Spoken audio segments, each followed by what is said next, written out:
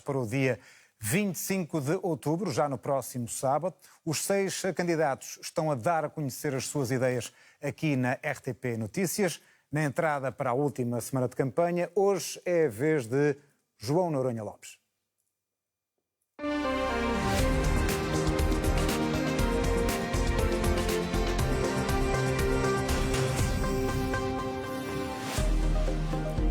João Maria do Carmo Noronha Lopes, 59 anos, licenciado em Direito, gestor e empresário, é o sócio 5001 do Benfica e promete colocar o clube acima de tudo. João Noronha Lopes, muito boa tarde. Esteve aqui no passado dia 17 de setembro, a quando da contratação de José Mourinho por parte de Rui Costa, e disse na altura, na meia hora que aqui esteve, várias vezes, que iria no dia 26 de outubro, e passo a citá-lo, trabalhar com o treinador que lá estiver. Preferiu na altura, bem me recordo, usar aqui o substantivo comum, treinador. De então para cá, tem falado de Mourinho de uma forma muito mais inclusiva e, se me permite, até bem mais simpática. É impressão minha ou houve uma ligeira mudança no seu discurso a propósito de José Mourinho? Muito boa tarde e, mais uma vez, muito obrigado pelo convite para voltarmos a conversar sobre o Benfica. Não houve uma consideração natural daquilo que é o valor que Mourinho tem que ter enquanto grande treinador de futebol. E, portanto, Mourinho é um grande treinador de futebol, um dos melhores treinadores da história do futebol português, vai trazer ao Benfica não só as vitórias, como todos nós esperamos que o Benfica... Portanto, consegue reconhecer agora que foi uma boa contratação por parte do Rui Costa? Não, eu reconheci-o na altura. Estou a reafirmá-lo agora. Mourinho é um grande treinador, é o treinador com o qual eu vou trabalhar e já disse que uma das minhas primeiras... Na altura falou muito do treinador que lá estiver. Não, o treinador que lá está é Mourinho, é uma boa decisão da direção. Sabe que eu nunca concordei com a ideia de haver um treinador interino e pronunciei-me contra isso, porque haviam 7 jogos até ao início, até ao processo eleitoral e, portanto, o Benfica, obviamente, que tinha que procurar escolher o melhor treinador. Rui Costa escolheu o melhor treinador e eu estou muito satisfeito com o Mourinho. Caso venha a ser eleito no seu primeiro dia como presidente no Benfica, o dia 26 de outubro, se for à primeira volta, será Mourinho a primeira pessoa a estar sentada à sua frente para uma primeira grande conversa que tem que ter com alguém enquanto presidente do Benfica? Assim que ele acabar o treino. Sim. Será com certeza. Aliás, é uma das medidas que eu já disse que iria tomar no primeiro dia, além de reunir com todas as pessoas e de explicar o que é o meu projeto, sentar-me com o José Mourinho, apresentar algumas pessoas da minha equipa, ele já conhece outras, como o Nuno Gomes, e perguntar-lhe as suas opiniões sobre o futebol do Benfica e dizer-lhe, José Mourinho, vamos ver como é que a gente consegue ganhar isto, temos de ser campeões este ano. Já definiu também a sua escolha para diretor-geral, Pedro Ferreira. Mário Branco tem lugar na sua equipa para o futebol ou vai ter de sair? Ouça, com todo o respeito por Mário Branco, a minha estrutura para o futebol já está definida. É uma estrutura com a qual eu já estou a conversar sobre futebol há cerca de 1 ano. Tão importante como ter as pessoas é que elas estejam unidas naquilo que é o pensamento estratégico para o futebol do Benfica e estejam unidas entre elas, porque acho que o Benfica precisa muito da coesão entre as pessoas. E portanto, eu vou ter o Nuno Gomes, vice-presidente para o futebol, que vai fazer a supervisão e a definição da estratégia de curto, médio e longo prazo do futebol do Benfica. Terá a reportar a si o Pedro Ferreira, alguém que fez um trabalho notável no Nottingham Forest, levando o Nottingham Forest aos lugares europeus e que tem uma grande experiência na área do scouting, que foi chief scout do Benfica e que será o diretor-geral. O que é que faz o diretor-geral? Vai ter sob a sua coordenação a área da formação, a área do scouting, direção desportiva, a área do futebol feminino e depois as áreas de apoio ao futebol, o marketing, a comunicação e os recursos humanos. E, portanto, depois vai ter a reportar a si um diretor de formação e vai ter o Tomás Amaral, que é uma pessoa muito experiente na área do scouting, que basicamente vai estar encarregue de fazer relatórios, acompanhar jogadores e fazer as contratações. E depois, numa área lateral, o Vítor Paneira, que basicamente vai ser o homem que vai estar no banco e que vai fazer a ligação entre a equipa e a estrutura de futebol que eu acabei de apresentar. Mas importa fixar aqui que Mário Branco é uma peça, se calhar, fundamental para a vinda de Mourinho e funciona, nesta ordem atual, como uma espécie de ponte entre a direção e o treinador. Vai desperdiçar isso? Ouça, eu vou colocar ao serviço de José Mourinho uma estrutura muito profissional, que pensou muito no Benfica, que quer muito ganhar no Benfica, O Nuno Gomes já conhece o José Mourinho, como eu lhe disse, e nós vamos criar as condições para Mourinho ganhar mais do Benfica. Portanto, não acredita que ele bata o pé por Mário Branco? Acredito. Mourinho é treinador do Benfica, quer tanto ganhar como eu e, portanto, quando as pessoas querem ganhar muito, que é o meu caso e é o caso do José Mourinho, e quando são profissionais, como é o caso de nós os dois, nós vamos com certeza trabalhar em conjunto para tornar o Benfica mais ganhador. Portanto, trouxe aqui o organograma para o futebol. Se bem percebi, temos então numa posição cimeira enquanto vice-presidente o Nuno Gomes, depois Pedro Ferreira, depois temos também a presença do Vítor Paneira. E o Presidente, o que é que vai arriscar no futebol? Tudo? Obviamente, o Benfica é um clube de futebol, portanto eu vou trabalhar muito de perto com o meu vice-presidente, que é o Nuno Gomes, mas os interlocutores de José Mourinho enquanto treinador do Benfica, os seus interlocutores vão ser o Pedro Ferreira, diretor-geral, e vai ser o Nuno Gomes como vice-presidente para o futebol. Mas o aval final terá sempre de ser seu? Obviamente, enquanto presidente de um clube de futebol. E sente que Nuno Gomes está preparado para isso, para esta pasta tão importante como o futebol do Benfica? O Nuno Gomes está preparadíssimo. O Nuno Gomes tem um passado enquanto gestor da formação do Benfica, tem um passado na formação do Benfica, conhece muito bem o clube, saiu pelo seu próprio pé, procurou formar-se e enriquecer a sua experiência profissional. Desde então tem um trabalho muito importante como consultor da FIFA e, portanto, acrescentou àquilo que já conhecia do Benfica e do futebol português um conhecimento do futebol internacional e vai ser um excelente vice-presidente para o futebol. Ex-jogador, eu detecto aqui algumas semelhanças, por exemplo, com Rui Costa, não as vê? Não, o Nuno Gomes foi alguém que não só tem essa formação no Benfica, mas, como eu lhe digo, foi alguém que se procurou enriquecer profissionalmente, fê-lo com sucesso, um curso de gestão desportiva, depois desenvolveu uma grande experiência internacional enquanto consultor da FIFA. Nós temos falado muito sobre futebol português, sobre futebol internacional e, portanto, eu fico muito satisfeito que ele vá ser o meu vice-presidente para o futebol e eu posso assegurar aos benfiquistas que ele está preparadíssimo para ser o vice-presidente para o futebol do Benfica. Esta alfinetada que lhe foram dando, do facto de ter sido ele a propor o nome de Roger Schmidt, não fere de forma alguma? Eu não sei se foi alfinetada, o Rui Costa acabou por reconhecer que Vítor Paneira lhe sugeriu o treinador que deu o único título a Rui Costa e, portanto, não parece que seja uma alfinetada. Acho que deverá, eventualmente, até ser um elogio. Já explicou aqui, em teoria, como é que vai funcionar o futebol, mas, em termos práticos, se for eleito, chegará lá, terá a conversa com o Mourinho que tem de ter e, entretanto, muito proximamente, vai chegar o mercado de janeiro. Sente necessidade urgente de reforçar o Benfica nesse mercado de janeiro?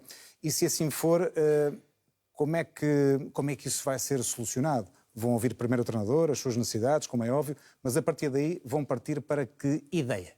Como é evidente. Vamos ouvir primeiro o que é que José Mourinho tem a dizer sobre isso e por isso é que eu quero fazer disso uma das primeiras prioridades quando eu chegar ao Benfica. Vamos ouvir aquilo que José Mourinho tem para dizer. O Benfica, como sabe, fez um grande investimento no futebol este ano, 130 milhões de euros. Eu não sei o que é que José Mourinho pensa sobre o plantel do Benfica. Vamos falar com ele. E o que é que o senhor pensa sobre o plantel do Benfica? Vou falar. Eu, obviamente, vou ser presidente do Benfica, não vou fazer aqui considerações individuais sobre o plantel do Benfica. Mas imagina que vai ter de reforçar o Benfica já em janeiro? É uma conversa que eu vou ter com o José Mourinho. Cada coisa a seu tempo, cada um na sua posição. José Mourinho vai ter uma conversa connosco e, obviamente, se ele sentir que há necessidade de reforçar o plantel, trabalharemos com ele para isso. Achará razoável que, por exemplo, ele lhe peça 2 ou 3 reforços em janeiro? É uma conversa que eu vou ter com o José Mourinho. Mas isso é executável? É uma conversa que eu vou ter com ele e, naturalmente, Mourinho terá as suas razões, é um grande treinador. Se ele achar que essas aquisições fazem todo o sentido, eu, enquanto presidente do Benfica, criarei todas as condições para Mourinho ser campeão este ano.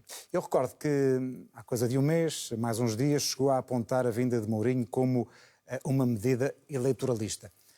Não é o mesmo que anunciar o regresso de Bernardo Silva, Noronha Lopes?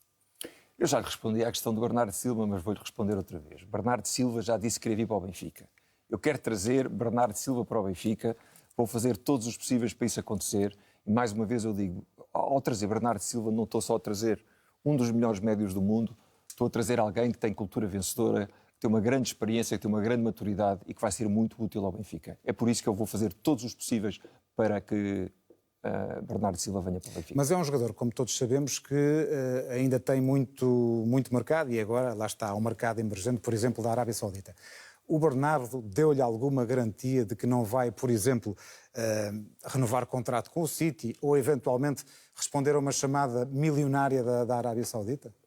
Se o Bernardo tem, como sabe, contrato com o City nesta altura, eu quero trazer o Bernardo para o Benfica. Tem contrato até ao final da presente temporada. Exatamente. Não se pode comprometer com ninguém nesta altura e, portanto... Mas já lhe pode ter dito, eu a partir deste último contrato não vou assinar com mais ninguém. Eu quero trazer Bernardo para o Benfica, ele quer vir para o Benfica. Mas quer vir já, a minha questão é essa, para que fique claro de uma vez por todas, porque estamos a falar de Bernardo Silva há mais de um mês e ainda não se percebeu muito bem em que termos é que é possível esse regresso dele ao Benfica. E acho que os benfiquistas querem saber muito... Os benfiquistas já me ouviram sobre este assunto. Acho que querem todos o Bernardo Silva. Os benfiquistas já me ouviram sobre este assunto. O Bernardo quer vir, eu quero que ele venha, será uma grande aquisição para o Benfica, eu farei todos os possíveis para que isso aconteça. Estou muito confiante que isso vai acontecer. Já no próximo ano? Estou muito confiante que isso vai acontecer. Já disse também que se tivesse ganho apenas um campeonato em 4 anos, não se recandidataria. Mas, ao mesmo tempo, foi muito crítico dos acontecimentos na final da Taça de Portugal. Não há aqui uma contradição óbvia? Não é reconhecer ao mesmo tempo que o Benfica merecia ter ganho mais títulos que não ganhou, estes últimos 2, o campeonato e a taça, na presidência de Rui Costa? Vamos separar as duas coisas. Um presidente do Benfica a apresentar um campeonato em 4 não chega. Não é essa a minha cultura de exigência, não é isso que eu exijo para mim, não é isso que eu quero levar para o Benfica. Mas podia ser 2 campeonatos em 4. E, portanto, eu acho que o Benfica tem que ganhar mais títulos do que os seus adversários em conjunto. E é essa a minha bitola de sucesso. E, portanto, eu reafirmo aquilo que eu disse. Se eu ganhar um campeonato em 4, eu não me recandidatarei a presidente do Benfica. Mas reconhece que o Benfica, no ano passado, não ganha campeonato e taça por muito pouco, certo? Sim, mas o Benfica não pode ser o clube do quase. O Benfica tem que ganhar títulos e tem que ter resultados. Mas um presidente pode ter culpa disso, de não ganhar um campeonato por muito pouco? Se há um presidente que contrata 5 treinadores em 4 anos, se todos os anos há um carrossel de jogadores que entram e que saem, se tinha uma estrutura de futebol que foi elogiada depois do Mundial de Clubes como uma estrutura de futuro e que os benfiquistas tinham que confiar, e que saia 2 semanas antes da época começar, obviamente que esta direção não traz a estabilidade necessária para que o Benfica tenha sucesso. Primeira questão. Segunda questão, relativamente à final da taça, vamos ser muito claros. Aquilo que se passou na final da taça foi uma vergonha. Não foi só o Belotti que foi espezinhado, foram milhões de benfiquistas. E aquilo que eu digo é que a proteção do Benfica tem que ser feita da primeira à última jornada. Houve uma altura fundamental na última época, que foi o mês de fevereiro. Nesse mês de fevereiro, Frederico Varandas pressionou e condicionou os árbitros. Nessa altura, se eu fosse presidente do Benfica, eu teria reagido. O presidente do Benfica não tem que falar sempre, mas tem que falar nas alturas cruciais da época, e essa era uma altura crucial da época. Portanto, aquilo que aconteceu na final da taça, e que foi uma vergonha, e até hoje ainda não tivemos um pedido de desculpas. Então, mas o Sporting ganhou a taça e o campeonato pelo facto de Frederico Varandas ter falado em fevereiro? Não, estamos a falar de duas coisas diferentes. Eu estou-lhe a falar da defesa dos interesses do Benfica. E a defesa dos interesses do Benfica tinha que ser feita do princípio até ao final da época. E o Benfica só falou no fim. Falou a tarde e a más horas, quando não havia nada a ganhar. Se eu fosse presidente do Benfica, teria feito de outra maneira. E houve, de facto, acontecimentos no ano passado que mereciam ter uma reação enérgica por parte do presidente do Benfica. Nestas últimas semanas de campanha, as sondagens têm colocado o João Noronha Lopes muito bem. Por aquilo que tenho percebido também nas suas visitas últimas às casas do Benfica, tem registado um apoio maciço dos sócios e adeptos encarnados. Com esse apoio que tem sentido, acha possível, provável, uma vitória na primeira volta? Tenho um grande respeito por todos os candidatos e pela vontade dos benfiquistas, mas aquilo que eu sinto é, de facto, esse desejo de mudança. E esse desejo de mudança, mais do que as sondagens, é sentido no terreno. E é sentido fora de Lisboa. O Benfica é um clube do mundo. E aquilo que eu tenho sentido nas casas, eu já fui a mais de 60 casas. Este fim de semana tive um fim de semana de casas cheias, estive na Anadia com casa cheia, estive no Porto com casa cheia, estive em Paredes com centenas de benfiquistas. E esses benfiquistas que eu vejo lá são benfiquistas de todas as idades, benfiquistas de várias gerações e que me vêm dizer: o Benfica tem que mudar. Não sentiu esse apoio esmorecer de forma alguma, porque muita gente colocou esta ideia na cabeça que caso a bola não entre, bata no travessão, é sempre a atual direção que sofre. Ora bem, o futebol do Benfica está estabilizado. Ao longo destas semanas, com o futebol do Benfica estabilizado em relação aos resultados? Não sentiu de forma alguma esse apoio esmorecer? Não, eu sinto uma onda crescente e que não tem a ver com os resultados do futebol. Todos os benfiquistas querem que o Benfica ganhe. Eu ainda há pouco tempo, estive na casa de Almada a assistir ao Benfica com o Chaves, com o meu presidente do Conselho Fiscal, António Bagão Félix, que aliás posso lhe dizer que salta mais com os golos do Benfica ainda do que eu, e portanto é algo que partilhamos em comum, que é como é que nós vamos festejar os jogos do Benfica no camarote presidencial. E todos os benfiquistas querem é que o Benfica ganhe. E, portanto, isso é completamente independente daquilo que é uma estratégia eleitoral. Nestas últimas semanas, neste ato eleitoral, tem-se falado de futebol, tem-se falado também das questões financeiras. É claro que às vezes a questão também vai resvalando para os ataques pessoais, e se calhar isso já era expectável também nestes últimos dias. Mas há aqui um caso... há aqui um facto assinalável. Deixou ao longo destes tempos de se falar em casos na Justiça. Reconhece pelo menos esse mérito ao mandato de Rui Costa, por comparação com os últimos tempos de Luís Filipe Vieira? Fico satisfeito que o Benfica seja menos falado por más razões, como aconteceu neste mandato. E, portanto, obviamente que isso é positivo, mas devo dizer que aquilo que me move não são os casos na Justiça. Aquilo que move é um desejo de mudança, é um desejo de virar a página. E esse desejo de virar a página tem que ser feito por novas pessoas. Não estamos aqui a avaliar o Rui Costa enquanto jogador de futebol. Estamos a avaliar aquilo que o Rui Costa fez durante um mandato de 4 anos. E durante um mandato de 4 anos a avaliação é negativa, porque, como já disse, ganhámos um campeonato em 4. A situação financeira, obviamente, que pode ser melhorada. O Benfica não foi bem defendido. Nas modalidades também não ganhámos aquilo que deveríamos, na marca não expandimos aquilo que deveríamos ter feito. Portanto, os benfiquistas não podem fazer uma avaliação de 4 semanas ou de 4 meses, tem que fazer uma avaliação. Mas permita-me que lhe faça a seguinte questão. Foi candidato em 2020 contra Luís Filipe Vieira, depois não concorre em 2022 contra Rui Costa. Confiava mais em Rui Costa à partida do que em Luís Filipe Vieira? Não é uma questão de confiança. Rui Costa... Já agora votou em quem, em 2022? Votei em Francisco Benítez e declarei-o publicamente. Vamos lá ver uma coisa. Rui Costa e Luís Filipe Vieira simbolizam o passado. São pessoas que trabalharam juntas, que escolheram as mesmas pessoas e que agora, nesta campanha, se perdem em ataques pessoais um contra o outro. Eu não entro por aí. Eu acho que os benfiquistas estão fartos de ataques pessoais. E eu, enquanto Luís Filipe Vieira procura justificar o passado... Rui Costa tem desculpas sobre o presente, eu estou aqui para falar do futuro. E o futuro está aqui, está no meu programa eleitoral. Mas sentiu necessidade de mostrar a sua relação de rendimentos. O Benfica ganhou alguma coisa com isso, João Noronha Lopes? Vamos por partes. Este é o programa do futuro que está aqui. E, mais uma vez, eu não entro em ataques pessoais. Eu quero discutir ideias, quero discutir projetos. Fui o primeiro a apresentar um programa completo. Fui o primeiro a apresentar um projeto para o futebol. Fui o primeiro a apresentar uma equipa completa, uma equipa que tem figuras que os benfiquistas conhecem. O Rui Costa diz que há aí partes que são uma cópia do programa dele. Diz o quê? Há partes que são cópia do programa dele. Ouça,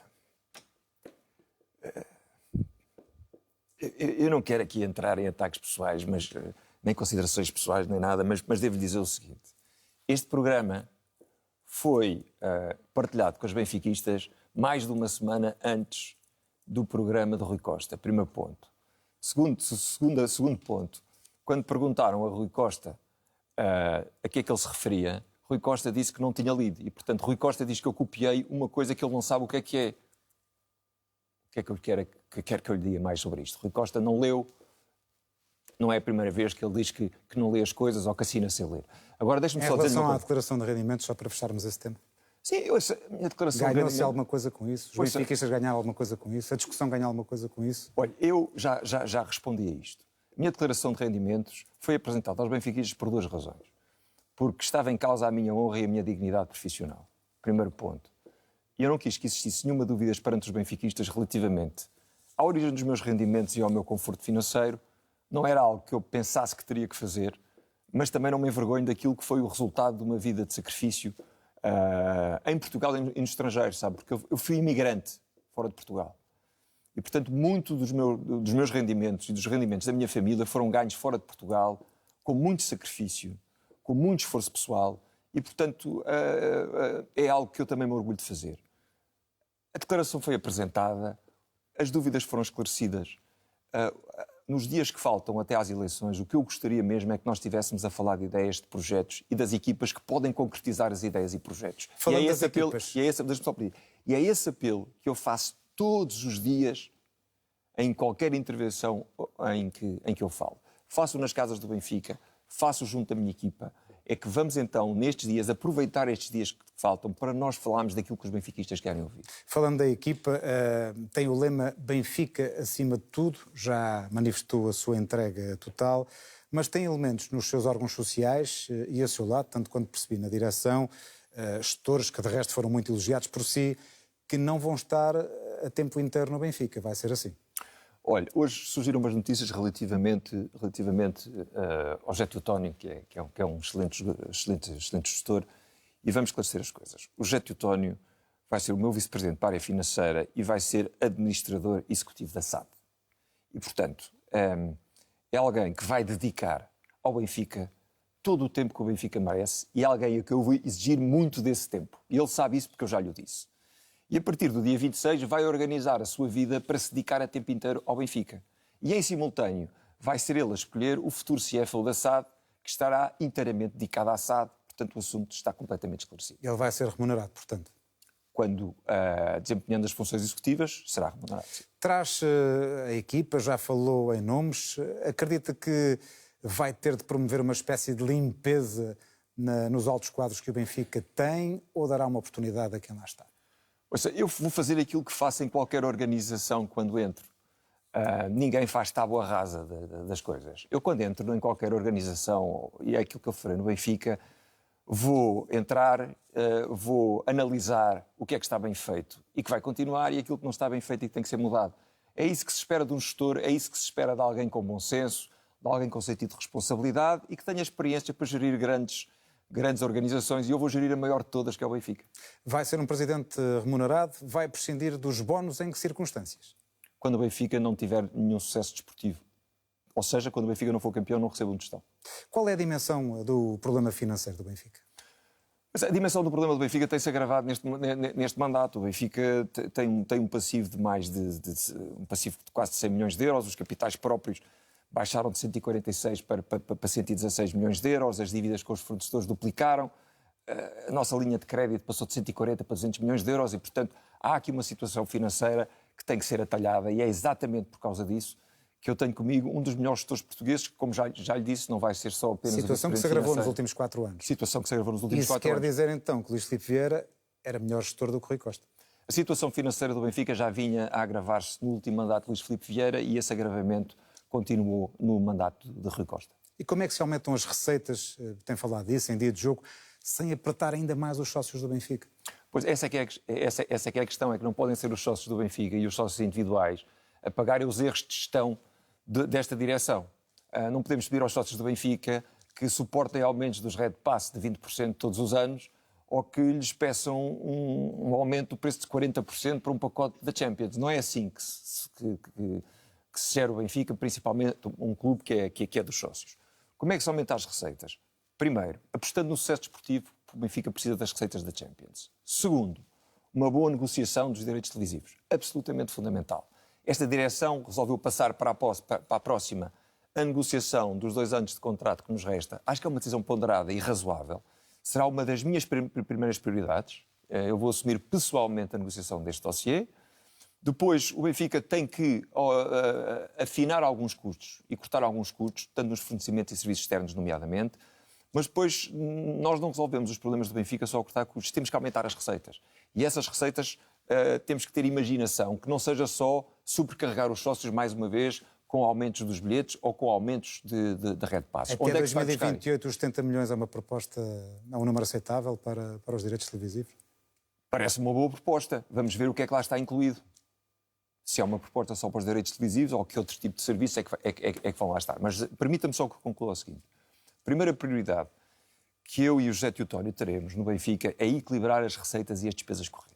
Ou seja, aquilo que não depende da venda de jogadores. e neste momento temos um saldo em média dos últimos 4 anos negativo em 15 milhões de euros, e nós acreditamos que podemos transformar isso, não no primeiro ano, obviamente, mas num saldo positivo de cerca de 30 milhões de euros. E vamos trabalhar para isso. Esse tem que ser o princípio, tornar o Benfica menos dependente da venda de jogadores. Se alguém disser que nós vamos deixar de ter que vender os jogadores, está a mentir.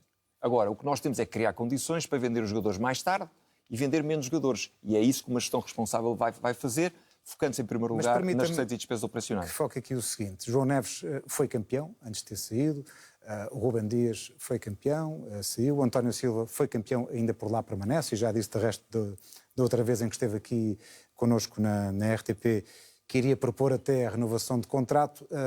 Deveriam ter ficado mais tempo, o Neves, por exemplo, o Rúben Dias, porque foram campeões, cumpriram um percurso desportivo que eu diria aceitável. O Rúben Dias cumpriu um percurso e acho que é um bom exemplo daquilo que pode ser um jogador que evolui da formação e que tem um percurso na equipa principal. O João Neves deveria ter ficado mais tempo no Benfica. Ninguém aqui está a discutir que o João Neves um dia não teria que sair. É um dos melhores médios do mundo. E, portanto, obviamente que essa saída um dia seria inevitável. Seria inevitável. Agora, o que eu digo é que João Neves não teria que ter saído tão cedo. O João Neves saiu não fruto de qualquer estratégia, mas por urgência. E um jogador como o João Neves não vale só por aquilo que vale em campo, mas também pelo simbolismo que traz. Não só para os adeptos, que se revêem naquela maneira e naquela entrega, mas também para os jovens da formação. Porque uma das formas de motivar os jovens da formação a ficar mais tempo no Benfica é eles verem que os jogadores da formação ficam mais tempo no Benfica e que triunfam no Benfica antes de ir lá para fora. E, portanto, por isso é que eu digo que o João Neves deveria ter ficado mais tempo no Benfica. O problema deveria ter sido resolvido na altura certa, não é, obviamente, no final da época, quando o João Neves já não tem a cabeça em Lisboa, quando já tem uma proposta do Paris Saint-Germain. Foi por isso que chumbou as contas? Não, as contas, vamos lá ver, as contas representam 2 ou 3 pontos que têm a ver com as contas propriamente ditas e com a transparência. Em primeiro lugar, o resultado operacional da SAD é positivo apenas devido a um evento extraordinário e que acontece de 4 em 4 anos, que é o Mundial de Clubes. Se não fosse isso, não seriam positivas. Segundo ponto, e se olharmos para os resultados líquidos, não resultados operacionais, também são positivos exatamente porque nós vendemos a joia da coroa, que foi João Neves. E, portanto, obviamente que as vendas dos jogadores fazem parte daquilo que qualquer clube terá que fazer um dia. O que eu digo é que nós temos que ter rigor na gestão e temos que procurar reter os jogadores mais tempo. E gerir bem não é vender um jogador tão cedo como aconteceu, como João Neves. E também não é dizer que temos uns resultados extraordinários por causa de um evento que só se verifica de 4 em 4 anos. E deixa-me só acrescentar um ponto relativamente ao relatório de contas, que tem a ver com a transparência. Houve um relatório sobre as contas consolidadas do Grupo Benfica que foi apresentado na véspera desta Assembleia Geral. Isto não é o nível de transparência que os sócios do Benfica merecem. O facto de, com 2 chumbos, poder cair uma direção é uma questão agora que está estatuída e que o deixa à vontade para os próximos anos na direção do Benfica, caso venha a ser eleito? Nós podemos estar aqui a discutir os estatutos, são estes estatutos que temos. Se me pergunta se este é um artigo com o qual me deixa confortável, não me deixa confortável. Mas devo recordar que esta proposta partiu da própria direção, depois de uma discussão com a Comissão de Revisão de Estatutos. É uma proposta de consenso. Nestes estatutos há coisas com as quais eu concordo, há coisas com as quais eu não concordo. Agora são os estatutos que temos. Dito isto, o que é que nós temos que fazer daqui para a frente? Tem que haver um sentido de responsabilidade da direção do Benfica, tentando esclarecer os sócios sobre as contas, sobre porque é que elas são mais positivas ou menos positivas. E não basta, como eu lhe digo, apresentar relatórios na véspera de uma Assembleia Geral. Nós, o ano passado, tivemos uma auditoria que foi apresentada na véspera de uma Assembleia Geral. Este ano tivemos as contas consolidadas do grupo que foram apresentadas na véspera. E, portanto, a minha forma de assegurar esta transparência aos sócios é diferente. Eu vou criar um portal da transparência. E nesse portal da transparência, entre outras coisas, vamos ter as contas do grupo, mas de uma forma que os sócios possam entender. E acho que isto é absolutamente fundamental para o futuro do clube. E, portanto, isto é algo que me distingue. Nesse portal de transparência, posso dizer que, entre outras coisas, isso já viu o meu programa, nós vamos ter todas as comissões de intermediação dos jogadores, para que os sócios possam exatamente ver aquilo que o Benfica gasta em comissões E vamos ter uma coisa muito importante, é que é muito fácil eu chegar aqui e falar-lhe das 150 medidas que eu tenho para o futuro do clube. Mas depois os sócios do Benfica, eu quero que eles me peçam contas disto. E, portanto, eu vou ter um relatório da execução do programa eleitoral. E isto chama-se prestar contas aos sócios. E eles daqui a 4 anos vão então poder decidir em consciência se o Noronha Lopes cumpriu ou não cumpriu aquilo que prometeu há 4 anos. Por falar em sócios, em Assembleias Gerais e à força que têm, há candidatos que disseram abertamente que o senhor Noronha Lopes e outros candidatos, João Diogo Manteigas, manobraram os acontecimentos da última Assembleia Geral, que não foi edificante, digamos assim. Não é verdade. Não é verdade. Qual é a sua leitura daquilo que aconteceu? Não é verdade. Os vídeos saíram cá para fora. Pois, então convém ir ver os vídeos todos, nomeadamente com quem é que Luís Filipe Vieira entrou naquela Assembleia Geral. Mas deixe-me dizer 2 coisas após dessa Assembleia Geral. Primeiro, impedir um sócio de falar é inadmissível. Inadmissível. E eu condenei-o no próprio dia. Saí cá para fora, porque eu não faço declarações aos jornalistas no meio das Assembleias Gerais. Quando saí cá para fora, fui das primeiras pessoas a condenar isso. É inadmissível aquilo que aconteceu. Segundo ponto, é completamente falso que quaisquer daqueles protestos tenham sido ou tenham partido da minha candidatura. É falso, eu já os esclareci. Aliás, eu, naquela Assembleia... Mas partiram de outra candidatura, porque se fala também João Diogo Manteigas? Não partiram da minha candidatura. Eu, naquela Assembleia Geral, tomei a iniciativa de propor aos outros candidatos nós irmos lá à frente e tentarmos acalmar os ânimos. Isso está filmado e documentado, como pode ter visto. Infelizmente, isso não aconteceu. Agora, aquilo que aconteceu não pode acontecer. Temos que respeitar-nos uns aos outros nas Assembleias Gerais do Benfica. Eu, há muito tempo que vou às Assembleias Gerais do Benfica, lembro-me, eu já sou do tempo de ir às Assembleias Gerais do Vale Azevedo, onde fui insultado, fui cuspido quando não estavam de acordo comigo. Isso, se na altura eu condenei, obviamente que continuo a condenar agora. E uma das coisas que me deixa muito tranquilo para o futuro é que vamos ter um presidente da mesa da Assembleia Geral que é alguém com uma grande sentido de responsabilidade e sentido ético, que é o Gonçalo Almeida Ribeiro, foi até há pouco tempo vice-presidente do Tribunal Constitucional e que eu estou perfeitamente seguro que vai ser um representante de todos os benfiquistas com o grau de independência e com a condução dos trabalhos que eu acho que os benfiquistas se vão rever. Vamos ter uma longa noite eleitoral, pelo menos nós esperamos isso. Por que razão votou contra o voto eletrónico? Até porque temos percebido que tem andado a fazer este périplo nacional, sentindo muito o apoio dos benfiquistas que estão por esse país e que ficam, provavelmente, não direi inibidos, mas será mais difícil que venham votar. Vamos lá então esclarecer o voto eletrónico mais uma vez. Eu sou contra o voto eletrónico por 2 razões. Por um lado, hoje em dia, o único sistema de voto que é confiável é o voto físico.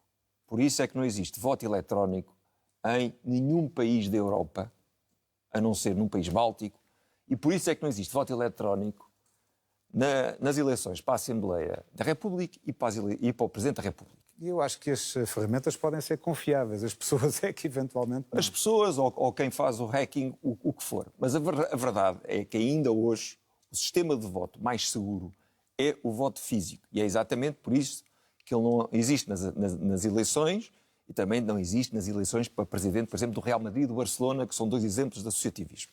Ponto 1. Segundo ponto, a partir do momento em que Mas tem desconfiança que possa eventualmente haver uma manobra? Tem receio disso?